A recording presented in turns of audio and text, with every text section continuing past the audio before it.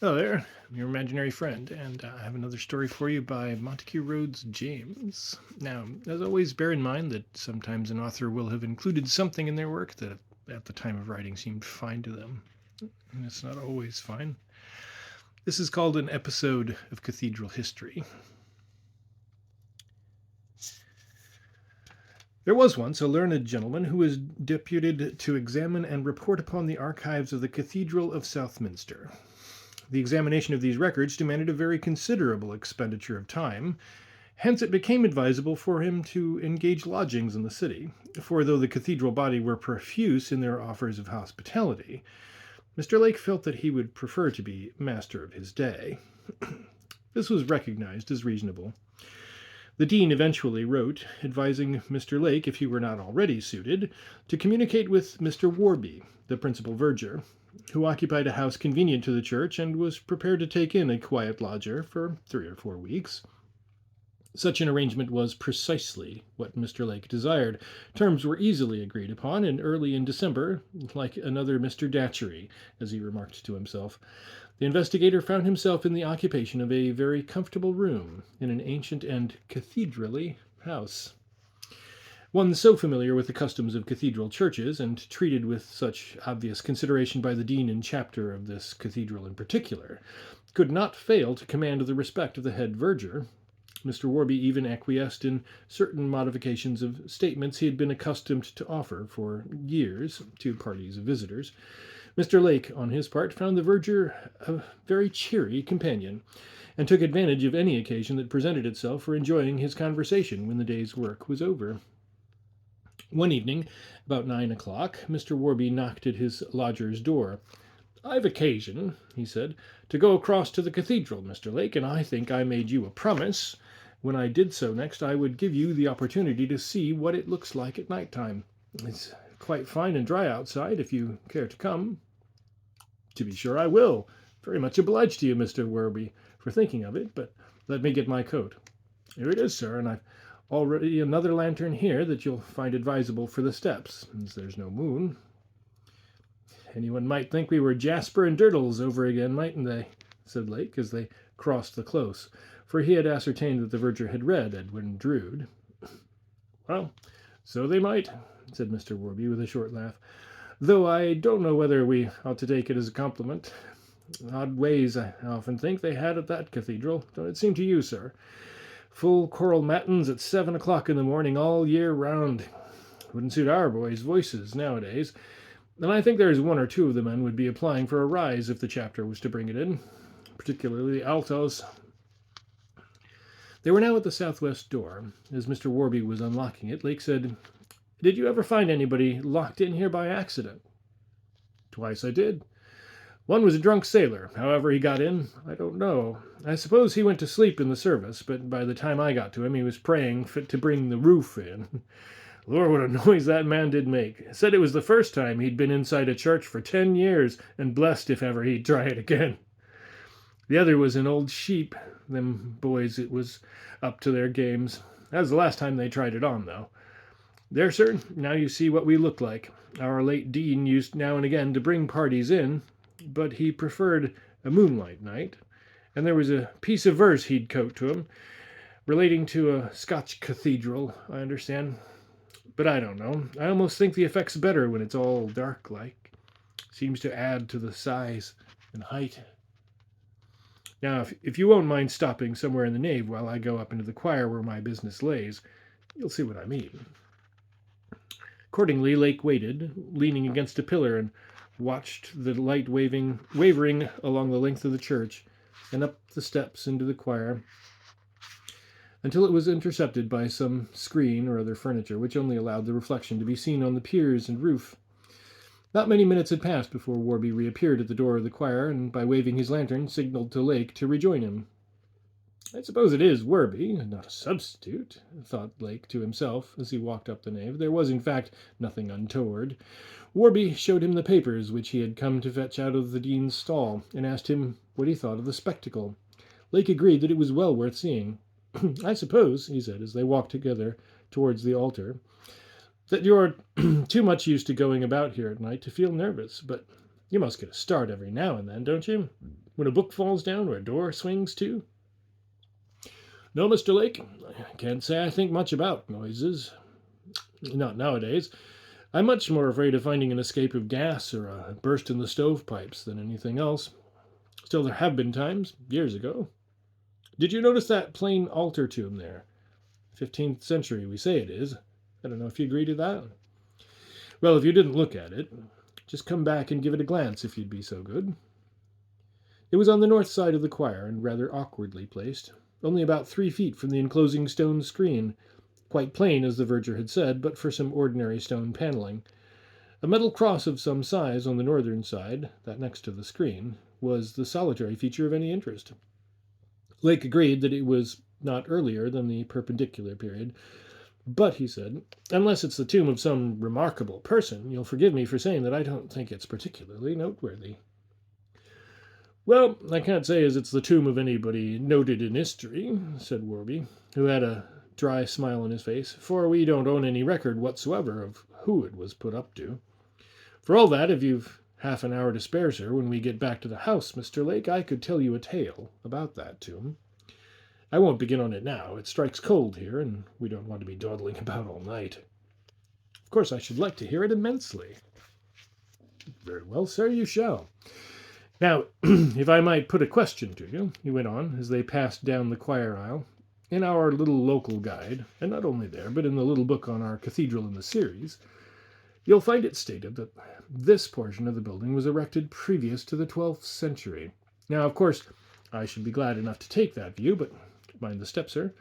But I put it to you, does the lay of the stone here in this portion of the wall, which he tapped with his key, does it to your eye carry the flavor of what you might call Saxon masonry? No, I thought not. No more does it to me. Now, if you'll believe me, I've said as much to those men. One's the librarian of our free library here, and the other came down from London on purpose. 50 times, if I've once. But I might just as well have talked to that bit of stonework. But there it is. I suppose everyone's got their opinions. The discussion of this peculiar trait of human nature occupied Mr. Warby almost up to the point when he and Lake re-entered the former's house. The condition of the fire in Lake's sitting room led to a suggestion from Mr. Warby, that they should finish the evening in his own parlor. We find them accordingly settled there some time afterwards. Mr. Warby made his story a long one, and I will not undertake to tell it wholly in his own words or in his own order. Lake committed the substance of it to paper immediately after hearing it, together with some few passages of the narrative which had fixed themselves verbatim in his mind. I shall probably find it expedient to condense Lake's record to some extent. Mr. Warby was born, it appeared, about the year 1828. His father before him had been connected with the cathedral, and likewise his grandfather.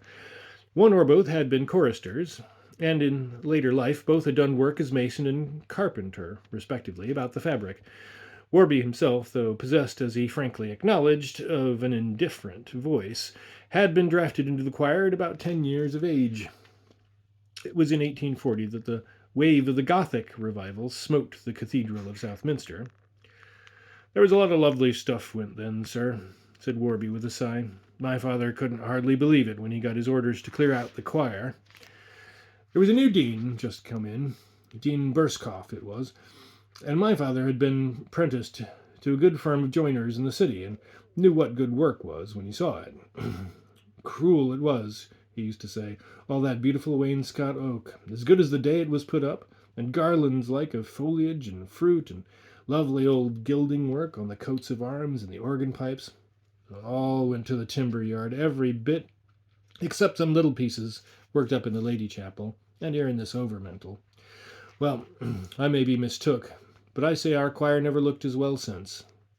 Still, there was a lot found out about the history of the church, and no doubt but what it did stand in need of repair. There was very few winters passed, but what we'd lose a pinnacle. Mr. Lake expressed his concurrence with Warby's views on restoration, but owns to a fear about this point, lest the story proper should never be reached. Possibly this was perceptible in his manner. Warby hastened to reassure him. Not but what I could carry on about that topic for hours at a time, and do when I see my opportunity.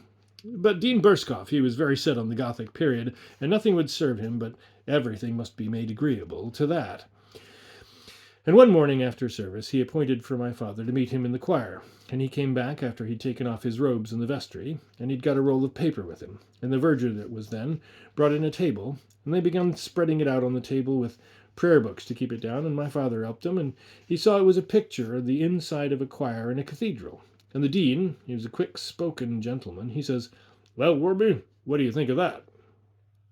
"Why," says my father, "I don't think I have the pleasure of knowing that view. Would that be Hereford Cathedral, Mr. Dean?" "No, Mr. Warby," says the dean. "That's Southminster Cathedral, as we hope to see it before many years." "Indeed, sir," says my father, and that was all he did say. Leastways to the dean, but he used to tell me he felt really faint in himself when he looked round our choir, as I can remember it, all comfortable and furnished like, and then see this nasty little dry picture, as he called it, drawn out by some London architect. Well, there I am again, but you'll see what I mean if you look at this old view. Warby reached down a framed print from the wall. Well, the long and short of it was that the dean, he handed over to my father a copy of an order of the chapter that he was to clear out every bit of the choir, make a clean sweep, ready for the new work that was being designed up in town, and he was to put it in hand as soon as ever he could get the breakers together. Now then, sir, if you look at that view, you'll see where the pulpit used to stand. That's what I want you to notice, if you please.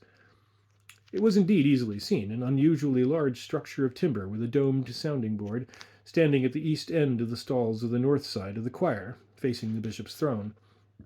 Warby proceeded to explain that during the alteration, services were held in the nave, the members of the choir being thereby disappointed of an anticipated holiday, and the organist in particular incurring the suspicion of having wilfully damaged the mechanism of the temporary organ that was hired at considerable expense from London.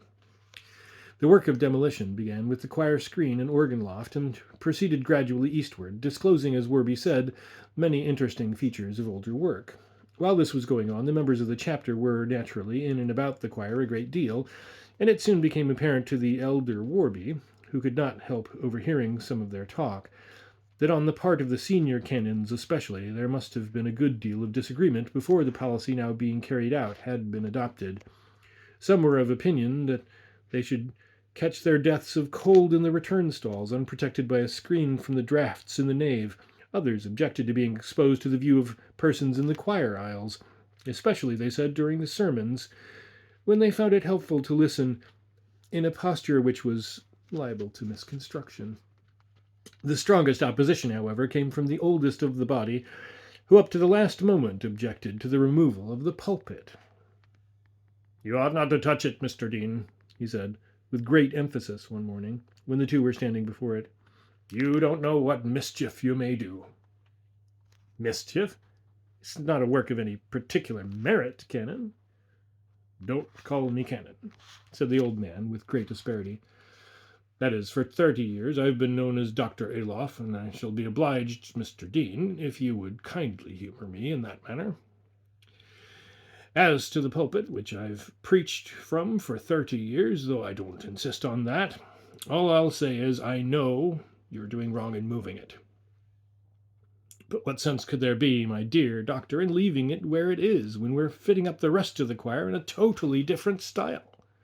What reason could be given apart from the look of the thing?" "Reason, reason," said old Dr. Alof. "If you young men, if I may say so without any disrespect, Mr. Dean, if you'd only listen to reason a little, and not be always asking for it, we should get on better. But there, I've had my say." The old gentleman hobbled off, and as it proved, never entered the cathedral again.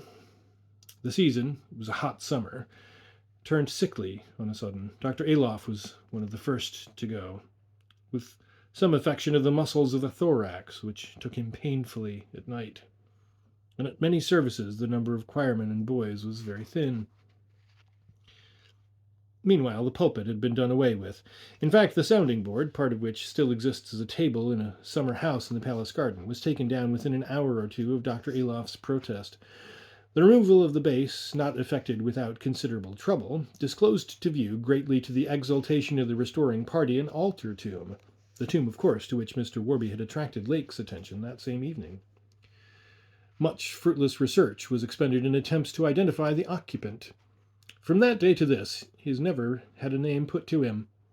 The structure had been most carefully boxed in under the pulpit base, so that such slight ornament as it possessed was not defaced. Only on the north side of it there was what looked like an injury, a gap between two of the slabs composing the side. It might be 2 or 3 inches across. Palmer, the mason, was directed to fill it up in a week's time when he came to do some other small jobs near that part of the choir.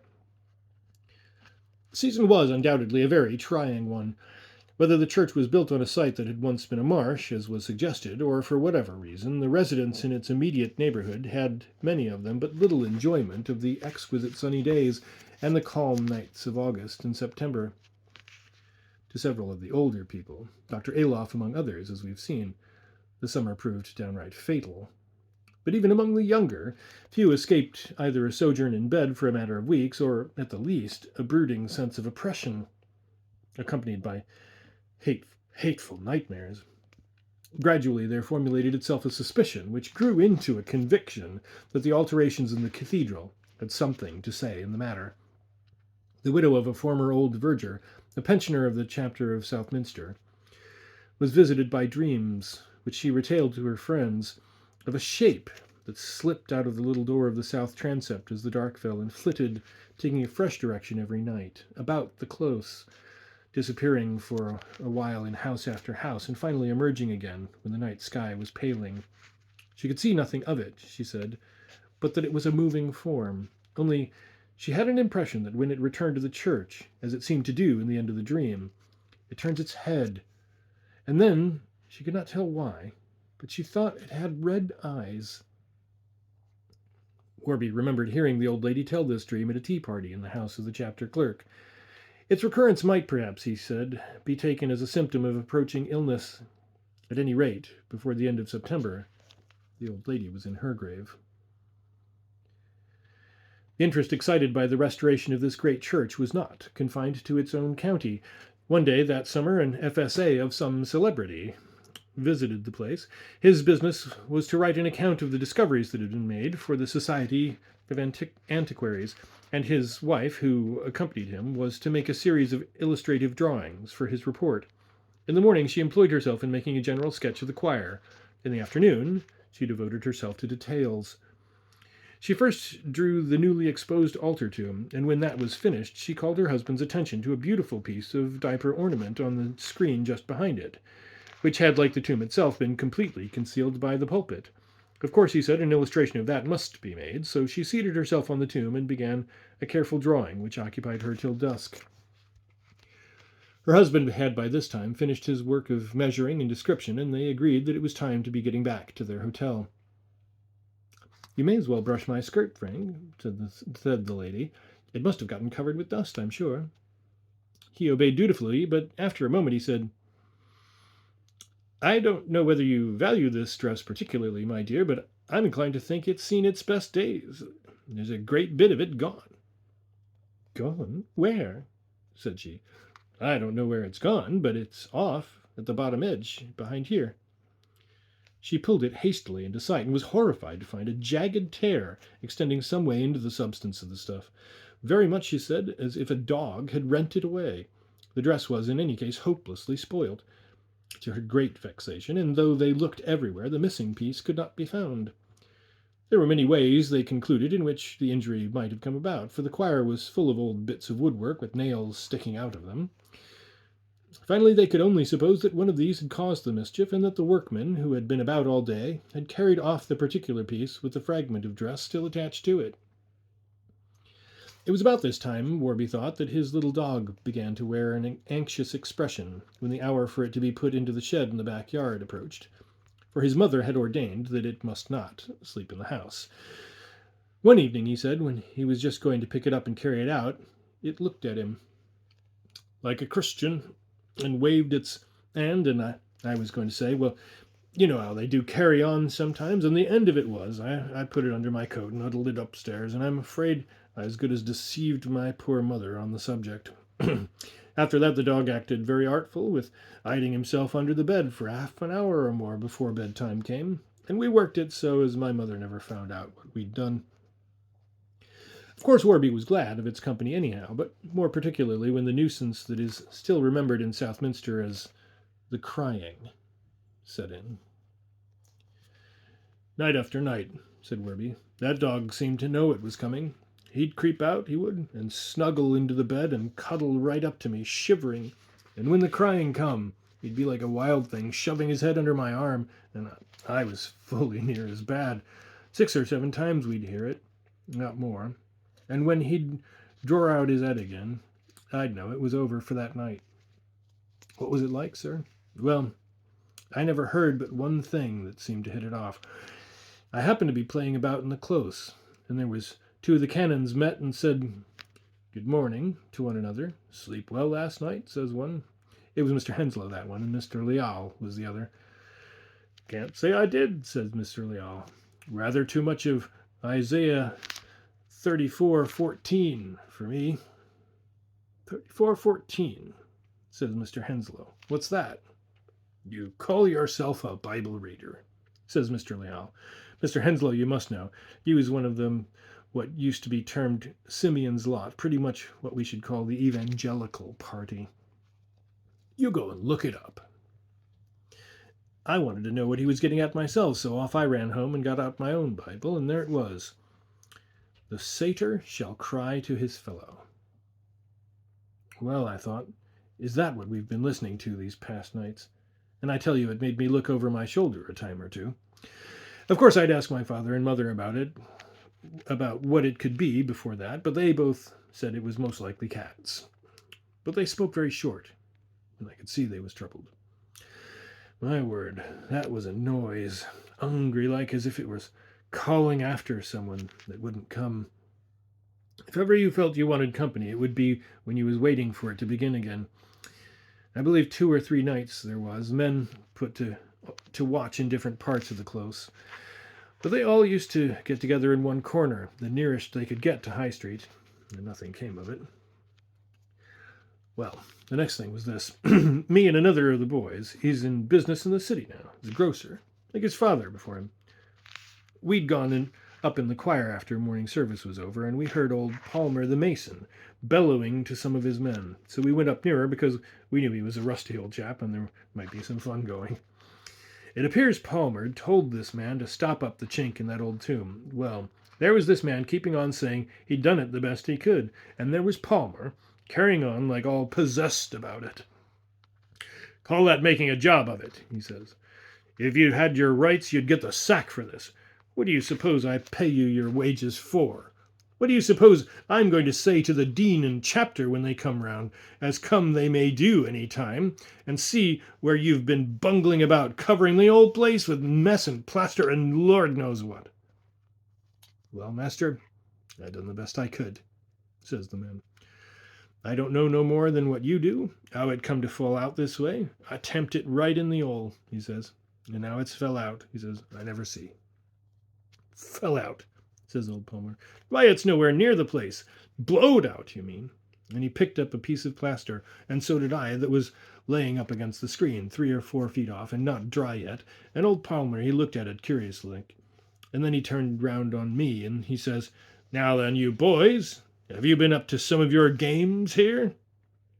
"No," I says, "I haven't, Mr. Palmer. There's none of us been about here till just this minute." And while I was talking, the other boy, Evans, he got looking in through the chink, and I heard him drawing his breath. And he came away sharp and up to us, and says he, "I believe there's something in there. I saw something shiny." "What? I dare say," says old Palmer. "Well, I ain't got time to stop about there. You, William, you go off and get some more stuff and make a job of it this time. If not, there'll be trouble in my yard," says he. So the man, he went off, and Palmer too, and us boys stopped behind, and I says to Evans, "Did you really see anything in there?" "Yes," he says, "I did indeed." So then I says, "Let's shove something in and stir it up." And we tried several bits of the wood that was laying about, but they were all too big. Then Evans, he had a sheet of music he'd brought with him, an anthem or a service, I forget which it was now, and he rolled it up small and shoved it into the chink. 2 or 3 times he did it, and nothing happened. "Give it me, boy," I said, and I had a try. No, nothing happened. Then, I don't know why I thought of it, I'm sure, but I stooped down just opposite the chink and put my 2 fingers in my mouth and whistled, you know the way. And at that I seemed to think I heard something stirring, and I says to Evans, "Come away," I says, "I don't like this." "All right," he says, "give me that roll," and he took it and shoved it in. And I don't think I ever see anyone go so pale as he did. I say, "Warby," he says, "it's caught, or else someone's got hold of it. Pull it out or leave it," I says. "Come and let's get off." So he gave a good pull, and it came away. Leastways, most of it did, but the end was gone.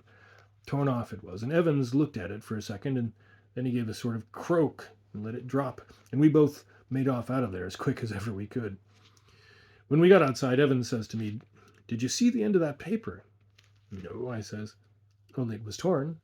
"Yes, it was," he says, "but it was wet, too, and black." Well, partly because of the fright we had, and partly because that music was wanted in a day or two, and we knew there'd be a set-out about it with the organist.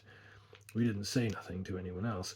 And I suppose the workmen, they swept up the bit that was left along with the rest of the rubbish. But Evans, if you were to ask him this very day about it, he'd stick to it. He saw the paper wet and black at the end where it was torn.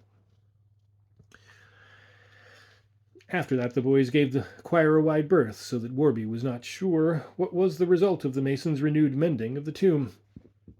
Only he made out from fragments of conversation dropped by the workmen passing through the choir that some difficulty had been met with, and that the governor, Mr. Palmer to wit, had tried his own hand at the job. A little later he happened to see Mr. Palmer himself, knocking at the door of the deanery and being admitted by the butler. A day or so after that, he gathered from a remark his father let fall at breakfast that something a little out of the common was to be done in the cathedral after morning service on the morrow. "And I'd just as soon it was today," his father added. "I don't see the use of running risks." "Father," I says, "what are you going to do in the cathedral tomorrow?" And he turned on me as savage as I ever see him. He was a wonderful good-tempered man, as a general thing, my poor father was. "My lad," he says, "I'll trouble you not to go picking up your elders and betters' talk. It's not manners, and it's not straight. What I'm going to do or not going to do in the cathedral tomorrow is none of your business, and if I catch sight of you hanging about the place tomorrow after your work's done, I'll send you home with a flea in your ear. Now mind you that." Of course, I said I was very sorry, and equally, of course, I went off and laid my plans with Evans. We knew there was a stair up in the corner of the transept which you can get up to the triforium, and in them days the door to it was pretty well always open, and even if it wasn't, we knew the key usually laid under a bit of matting hard by. So we made up our minds we'd be putting away music and that next morning while the rest of the boys was clearing off, and then slip up the stairs and watch from the triforium if there was any signs of work going on. Well, that same night, I dropped off asleep as sound as a boy does, and all of a sudden the dog woke me up, coming into the bed, and I thought now we're going to get it sharp, for he seemed more frightened than usual. After about 5 minutes, sure enough, came this cry. I can't give you no idea what it was like. And so near, too, nearer than I'd heard it yet. And a funny thing, Mr. Lake, you know what a place this close is for an echo, in particular if you stand this side of it. Well, this crying never made no sign of an echo at all. But as I said, it was dreadful near this night, and at the top of the start I got, and on the top of the start I got with hearing it, I got another fright, for I heard something rustling outside in the passage. Now, to be sure, I thought I was done, but I noticed the dog seemed to perk up a bit, and next there was someone whispering outside the door, and I very nearly laughed out loud, for I knew it was my father and mother that had got out of bed with the noise. "Whatever is it?" says my mother. "Hush, I don't know," says my father, excited like. "Don't disturb the boy." I hope he didn't hear nothing. So me, knowing they were just outside, it made me bolder, and I slipped out of bed across to my little window, giving on the close. But the dog, he bored right down to the bottom of the bed, and I looked out. First go off, I couldn't see anything. Then right down in the shadow, under a buttress, I made out what I shall always say was two spots of red. A dull red it was, nothing like a lamp or a fire, but just so as you could pick 'em out of the black shadow. I hadn't but just sighted 'em when it seemed we wasn't the only people who had been disturbed, because I see a window in a house on the left-hand side become lighted up, and the light moving. I just turned my head to make sure of it, and then looked back into the shadow for those two red things, and they were gone. And for all I peered about and stared, there was not a sign more of them. Then come my last fright that night. Something come against my bare leg. But that was all right. That was my little dog had come out of bed and prancing about, making a great to-do, only holding his tongue. And me seeing he was quite in spirits again, I took him back to bed, and we slept the night out. Next morning I made out to tell my mother I'd had the dog in my room, and I was surprised, after all she'd said about it before, how quiet she took it. "Did you?" she says.